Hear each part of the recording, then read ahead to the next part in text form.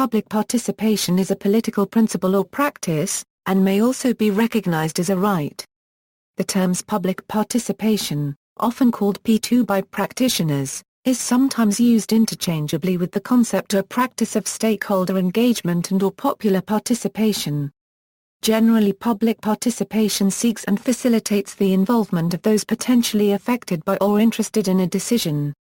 This can be in relation to individuals, governments, institutions, companies or any other entities that affect public interests. The principle of public participation holds that those who are affected by a decision have a right to be involved in the decision-making process. Public participation implies that the public's contribution will influence the decision.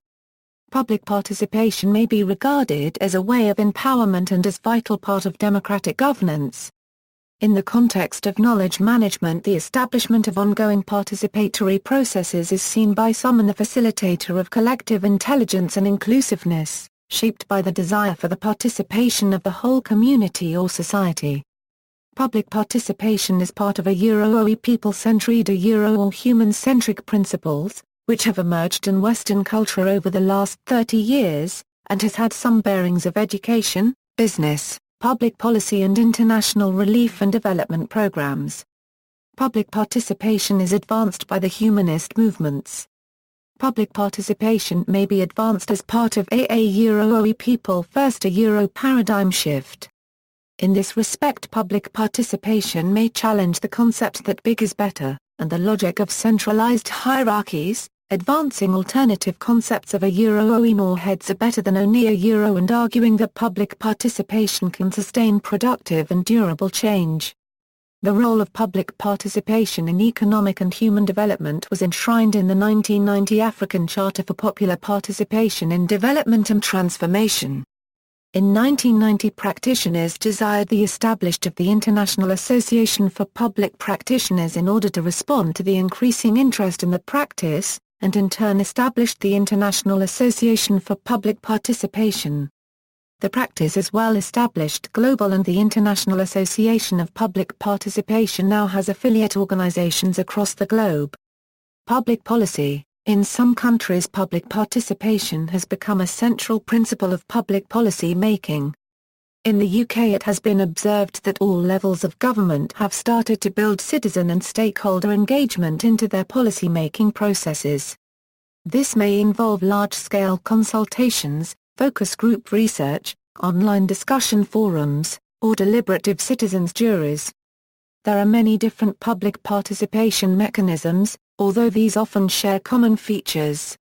Public participation is viewed as a tool, intended to inform planning, organizing or funding of activities. Public participation may also be used to measure attainable objectives, evaluate impact, and identify lessons for future practice.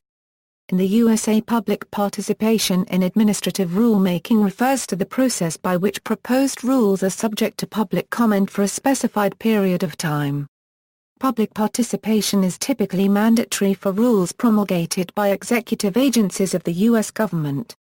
Statutes or agency policies may mandate public hearings during this period. Participatory budgeting. Participatory budgeting is a process of democratic deliberation and decision-making, in which ordinary city residents decide how to allocate part of a municipal or public budget.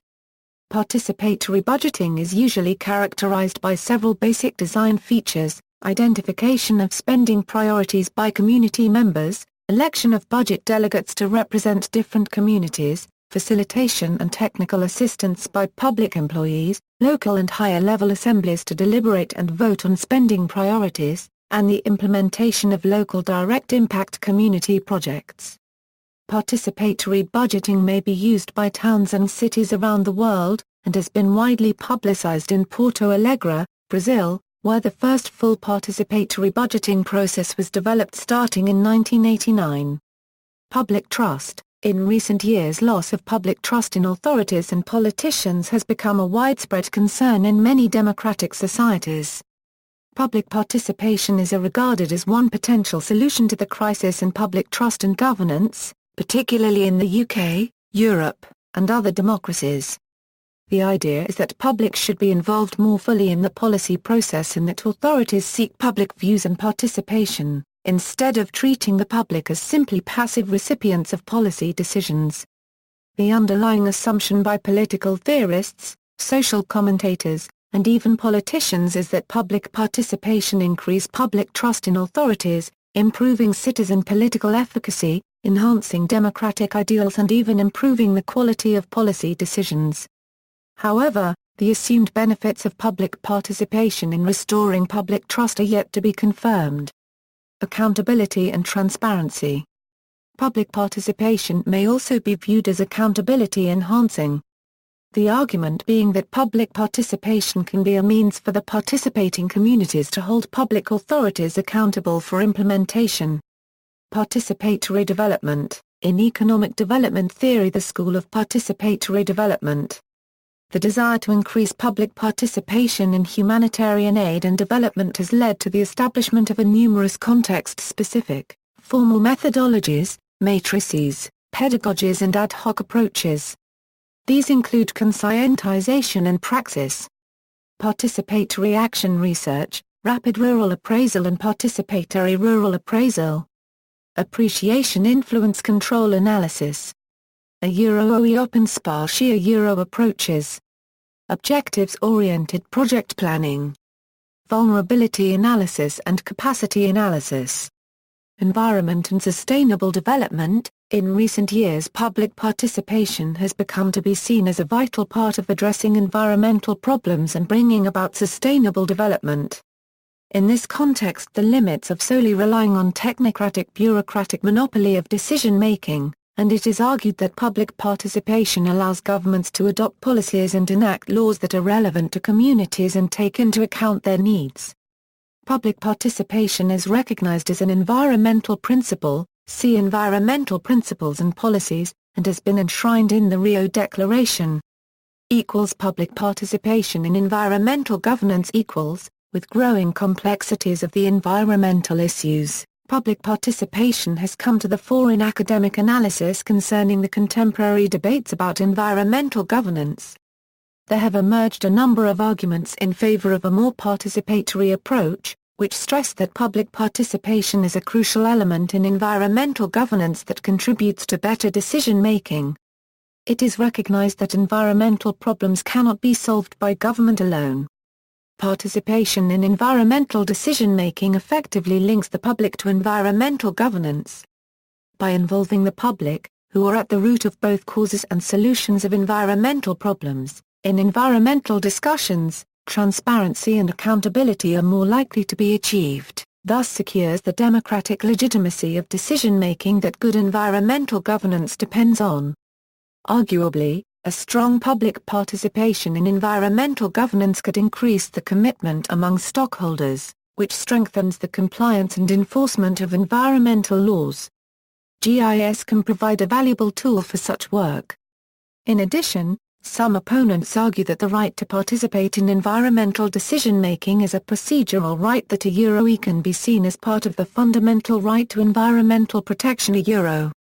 From this ethical perspective, environmental governance is expected to operate within a framework coinciding the constitutional principle of fairness, which inevitably requires the fulfillment of environmental rights, and ultimately calls for the engagement of public. Further, in the context of considerable scientific uncertainties surrounding environmental issues, public participation helps to counter such uncertainties and bridges the gap between scientifically defined environmental problems and the experiences and values of stakeholders. Through joint effort of the government and scientists in collaboration with the public, better governance of environment is expected to be achieved by making the most appropriate decision possible.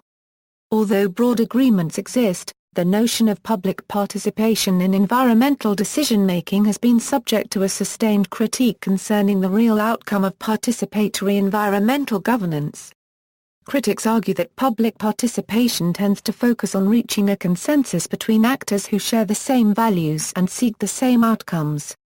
However, the uncertain nature of many of the environmental issues would undermine the validity of public participation, given that in many cases the actors come to the table of discussion hold very different perceptions of the problem and solution which are unlikely to be welded into a consensus due to the incommensurability of different positions. This may run the risk of expert bias, which generates further exclusion as those who are antagonistic to the consensus would be marginalized in the environmental decision-making process, which violates the assumed advantage of participatory approach to produce democratic environmental decisions. This raises the further question of whether consensus should be the measure of a successful outcome of participation. As Davies suggests, participative democracy could not guarantee the substantive environmental benefits if there are competing views of what the environment should be like and what it is valuable for a unregistered trademark.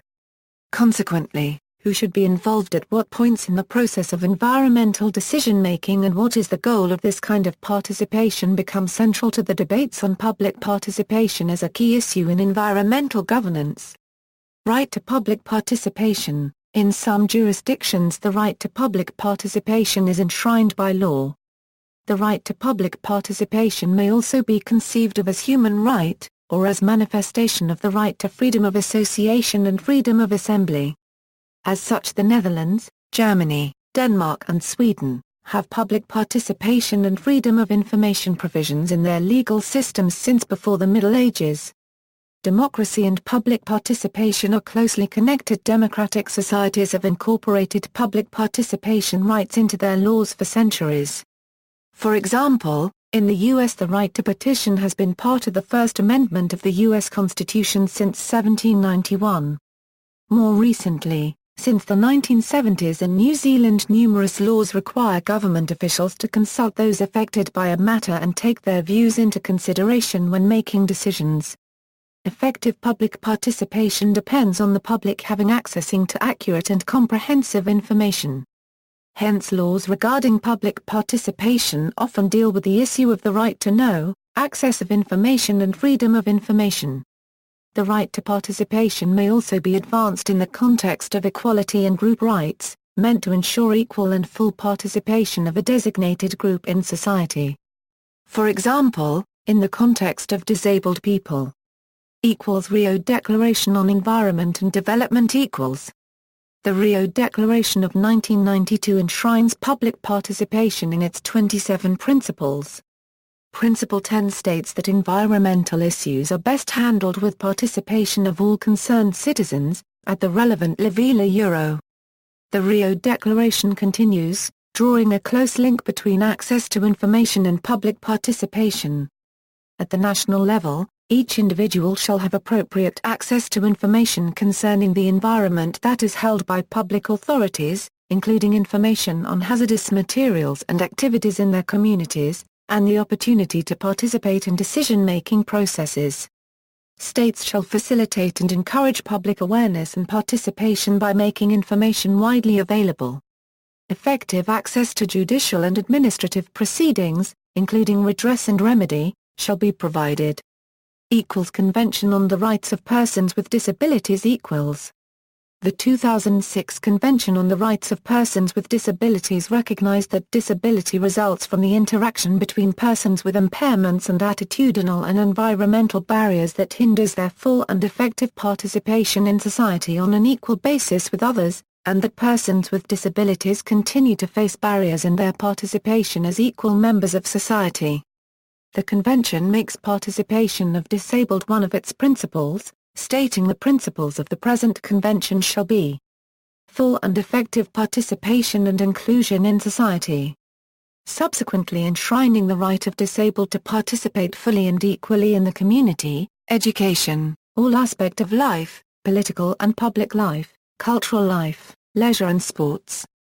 See also, counter-mapping, deliberative democracy, involve, neighborhood planning, participatory economics, participatory GIS and environmental governance, participatory justice, progress in community health partnerships, research, education, and action, public participation in patent examination, strategic lawsuit against public participation, visual preference survey.